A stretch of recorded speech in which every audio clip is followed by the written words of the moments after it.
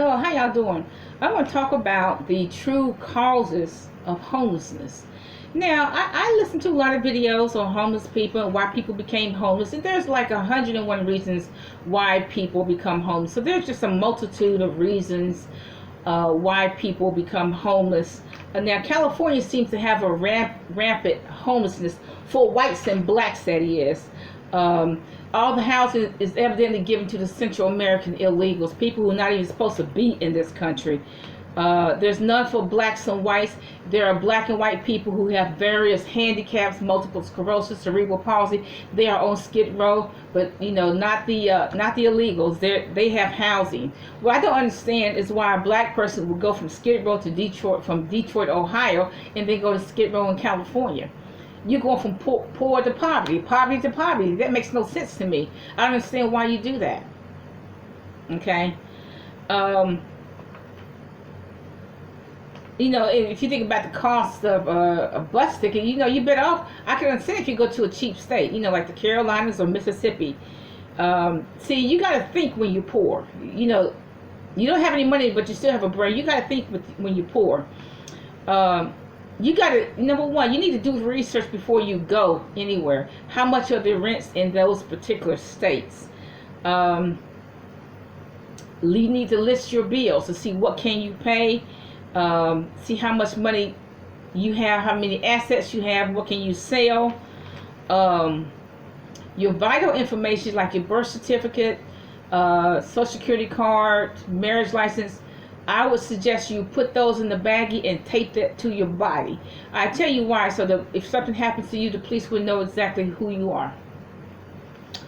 Okay, and now, see, one thing I don't understand is why the Central Americans go to these expensive states. Why do they go to Pennsylvania, for example?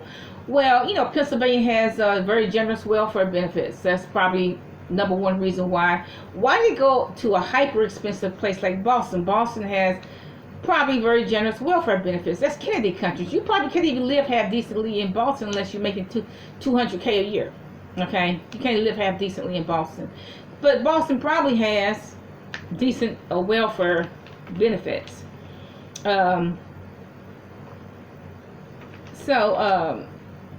the state I live in has very generous welfare benefits. I've seen the Central Americans go into social services and come out smiling, get food stamps, a place to stay, all of that. Come in and go out. Okay, the natives can't do that. The Native Americans can't do that. And somebody told me that if you go to social services in any city, you will see a lot of Central Americans there. And of course they drive into social services in their Mercedes. Okay. But another reason is domestic violence. If you're a victim of domestic violence, leave and leave for good. Cut off all communication. Another cause is they lost their job. Okay, and like I said, when you lose your job, you need to write down your bills, your assets, your liabilities. You need to write down to see where you can go next. Okay, because you can't do anything about that job being gone. You cannot wait. You cannot afford to wait until that job reopens, because it may not. Drug and alcohol problems. No amount of money is going to help you, because you're going to spend it all on drugs, really. Sickness. Sometimes people have medical bills coming in, and it's just hard for them to pay rent, because those medical bills are going to come in. Okay. I don't know why people don't move to a cheaper state. Another reason, landlords decide to sell their building or their trailer park or their house, and there's nothing you can do about that. If a landlord decides to sell their property, there's nothing you can do about that. You know what? Your choice, when you're poor, your choices are very limited. You're limited as to where you can live. You can't make any demands on people. You cannot make any demands on the landlord to say, no, I don't want you to kick me out of your apartment. I don't want you to sell this apartment. I don't want you to sell this house. You can't make decisions like that, because you're too poor. Okay, so overall, I do think that homelessness is a housing problem, but that's subsequent. It is really a money problem. Why? Because nobody has any money. If you're a victim of domestic violence and you had $185,000 in your account, you can just say bye. I'll just go some other state. I just go to another state. Bye. If you had $185,000 in your bank account. But see, it's a homelessness is a money problem. I think it's a money problem, and when you without apartment, it is subsequent to you not having any money in the first place. But see, it's not money. Like, it's not going to do any good to a person who's a drug and alcohol addict, because it's going to spend it on drug and alcohol. Excuse me. If you lost your job and you don't have a savings, you're in trouble.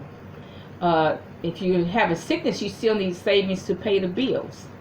And ditto for retirement if you're on SSI. So how do you avoid homelessness? Well, first of all, you always prepare for a worst case scenario. Just like these preppers who are stocking up on food and toilet tissue, whatever, they're prepping for a worst case scenario. Just in case we don't have any food, I'll have some food. So you need to financially prepare for a worst case scenario. Save. Save your money, save your money, save your money. Always have some money in the bank. Keep your expenses very low. Okay? Buy raw land, because if you lose your apartment, you can go live on your land. Buy some, not only large pieces of land, buy a small lot. Because if you park on your own lot, the police won't say anything if you park on your own lot. Okay, like I said, you have to think.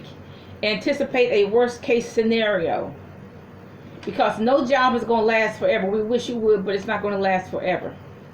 So make sure you aggressively save your money. Teach your children to aggressively save your money.